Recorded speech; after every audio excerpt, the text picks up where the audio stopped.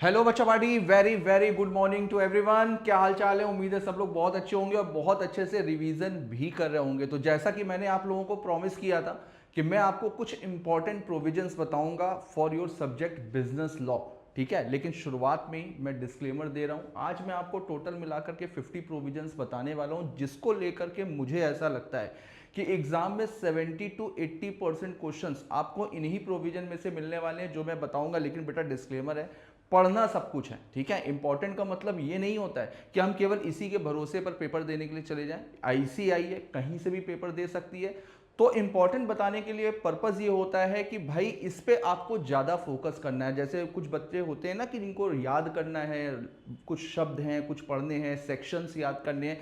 तो ये जो प्रोविजन मैं बताने वाला हूं, तो इसके सेक्शंस याद कर लो, इसके प्रोविजंस अच्छे से याद कर लेना, इसके केस स्टडीज देख लेना।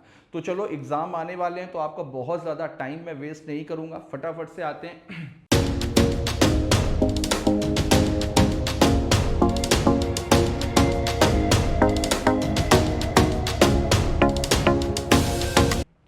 तो देखो, सबसे पहले मैंने सारे आपके जितने भी चैप्टर्स हैं ना, चाहे वो इंडियन कॉन्ट्रैक्ट एक्ट हो, सोगा हो, पार्टनरशिप एक्ट हो, आईआरएफ हो, एलएलपी हो, कंपनीज एक्ट हो, निगोशिएबल इंस्ट्रूमेंट हो, सारे के सारे चैप्टर्स के प्रोविजन एक साथ बनाए हुए हैं, ठीक है। तो एक बार फटाफट से देख लेते हैं।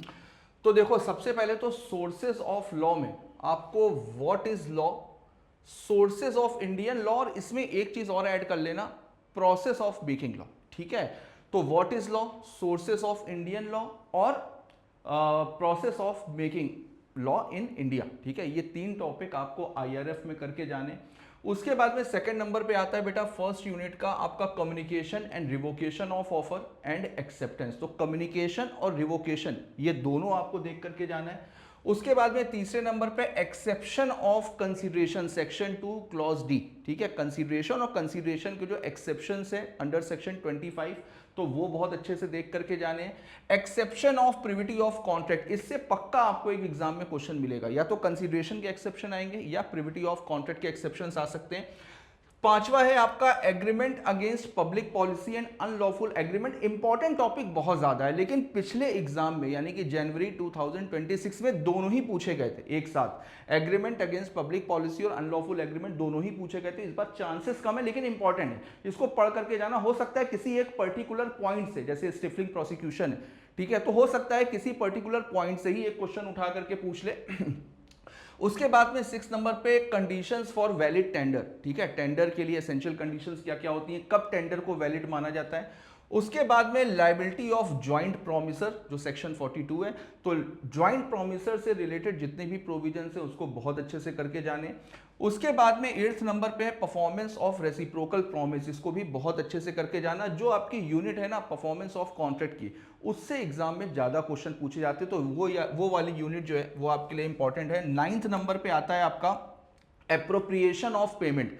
एप्रोप्रिएशन ऑफ पेमेंट के जो 3 रूल हैं, वो तीनों रूल बहुत अच्छे से देख करके जाने। उसके बाद में डिस्चार्ज ऑफ कॉन्ट्रैक्ट, कॉन्ट्रैक्ट कितने तरह से डिस्चार्ज होता है उसके आपको प्रोविजन देखने हैं। उसके बाद में damages, ordinary damages, special damages, vindictive damages, ये सारी की सारी डैमेजेस आपको अच्छे से करके जानी है। सेक्शन 68 से 72 तक क्वासी कॉन्ट्रैक्ट, क्वासी कॉन्ट्रैक्ट बहुत अच्छे से करके जाना। हो सकता है क्वासी कॉन्ट्रैक्ट से पूरा क्वेश्चन ना आए, यानी सेक्शन 68 से 72 तक पूरा ना आए, हो सकता है कोई एक पर्टिकुलर सेक्शन से आ जाए, लेकिन क्वासी कॉन्ट्रैक्ट से भी एग्जाम में आने के चांसेस हैं। उसके बाद में स्पेसिफिक काइंड ऑफ कॉन्ट्रैक्ट की अगर बात करें तो rights of surety, rights of surety बहुत इंपॉर्टेंट है, इसको भी बहुत अच्छे से करना। Discharge of surety, surety discharge कैसे होता है ये भी बहुत अच्छे से करना है। Termination of bailment, bailment terminate कब होगा ये बहुत अच्छे से करना। प्लेज बाय नॉन ओनर, ये भी बहुत इंपॉर्टेंट है एग्जाम के पॉइंट ऑफ व्यू से, कि कब कब ऐसी सिचुएशंस होती हैं जहां पर अगर किसी के पास में ओनरशिप नहीं है तो भी वो गुड्स को प्लेज कर सकता है। उसके बाद में आता है इंप्लाइड एजेंसी, 17 पॉइंट है आपका इंप्लाइड एजेंसी। इंप्लाइड एजेंसी के बाद में आपका आता है सब एजेंट, ठीक है, जो सॉरी हाँ जो सब एजेंट वाला पॉइंट है, सब एजेंट। और देख लेना एक बार सब एजेंट और सब्स्टिट्यूटेड एजेंट, इसके बीच का डिफरेंस भी एक बार देख लीजिएगा।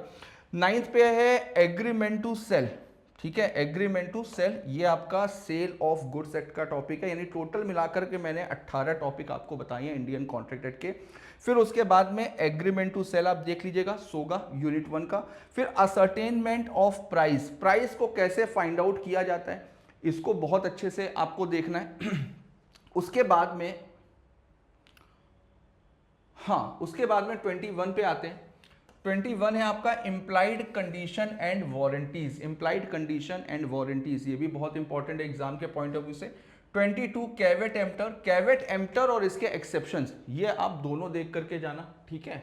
उसके बाद में 23 है आपका पासिंग ऑफ प्रॉपर्टी, ओनरशिप कब कब ट्रांसफर मानी जाएगी, ठीक है, ये स्पेसिफिक गुड्स में और अनअसर्टेन गुड्स में, दोनों ही केसेस में आपको देखने हैं।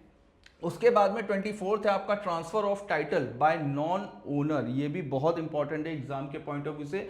और 25th पे आता है rights of unpaired seller, rights of unpaired seller में अगेंस्ट द गुड्स वाला पार्ट, अगेंस्ट द गुड्स वाला पार्ट, जिसमें राइट ऑफ लीन, आपका स्टॉपेज इन ट्रांजिट, है ना, ये दोनों सबसे ज्यादा इंपॉर्टेंट है, इन दोनों को बहुत खास अच्छे से पढ़ करके जाना, ठीक। उसके बाद में देखते हैं उसके बाद में आते हैं,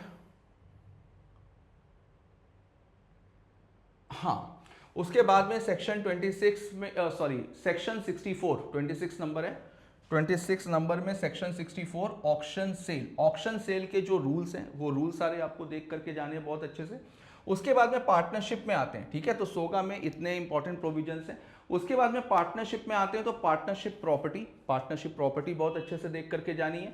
उसके बाद में 28th है आपका लायबिलिटी टू थर्ड पार्टी, ठीक है। उसके बाद में 29th है माइनर टू पार्टनर, ठीक है, तो माइनर का पार्टनर बन सकता है, उसका का पूरा प्रोविजन आपको देख करके जाना है, ठीक है, जो 6 महीने वाला है। उसके बाद में 30th पॉइंट है relation of partner to third party, ये भी बहुत इंपॉर्टेंट है एग्जाम के पॉइंट ऑफ व्यू से।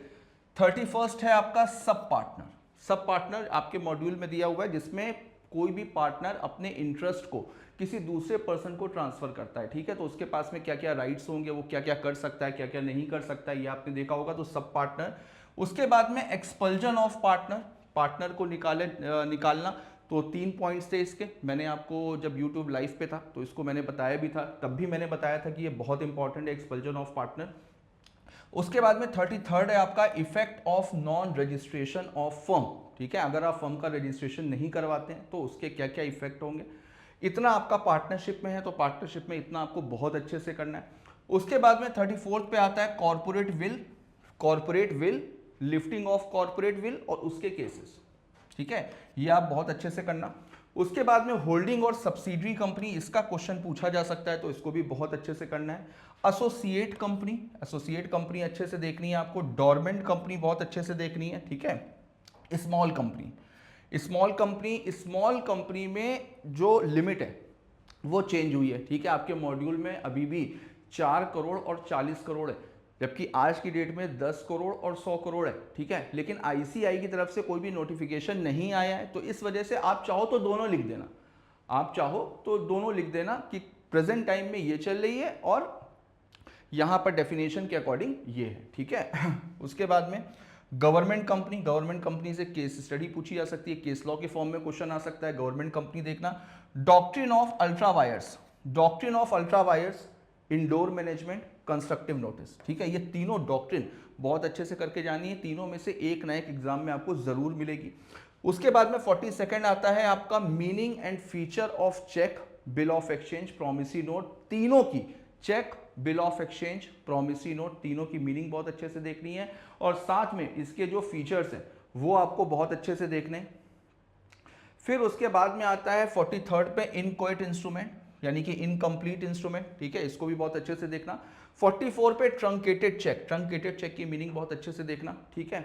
और 45 पे आता है इनलैंड एंड फॉरेन इंस्ट्रूमेंट, हो सकता है आपको कुछ इंस्ट्रूमेंट दियो, आपको आइडेंटिफाई करने के लिए बोला जाए कि ये इनलैंड है या फॉरेन इंस्ट्रूमेंट है, तो ये चीज़ मैंने आपको पहले ही बताई थी। इनलैंड इंस्ट्रूमेंट की मीनिंग आप याद रखो, उसका जो फॉर्मूला है वो आप बहुत अच्छे से याद रखो, क्योंकि फॉरेन इंस्ट्रूमेंट की जो मीनिंग है वो क्या कहती है, जो इंस्ट्रूमेंट इनलैंड नहीं है वो फॉरेन इंस्ट्रूमेंट है, तो आप आइडेंटिफाई करो कि कौन कौन से इंस्ट्रूमेंट इनलैंड है और जो इनलैंड नहीं है तो इसका मतलब वो फॉरेन इंस्ट्रूमेंट होगा, तो इसको बहुत अच्छे से करना है।